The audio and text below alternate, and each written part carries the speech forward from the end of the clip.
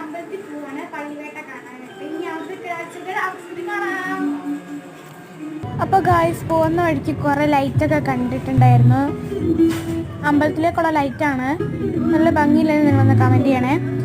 കുറേ സ്ഥലത്ത് ലൈറ്റ് ഉണ്ടായിരുന്നു. അപ്പോൾ ഞാൻ അതൊക്കെയാണ് നിങ്ങളെ കാണിച്ചുകൊണ്ടിരിക്കുന്നത്. പോകുന്ന വഴിക്കുള്ള കാഴ്ചകളാണ്. അപ്പോൾ നമ്മൾ അമ്പലത്തിൽ കയറാൻ പോണ.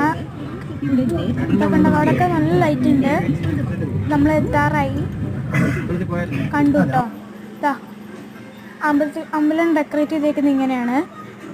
പള്ളിവേട്ട എന്ന് വെച്ചാൽ 5 ആനകൾ അങ്ങനെ നിൽക്കുന്നതാണ് കേട്ടോ. ആനകളാണ്.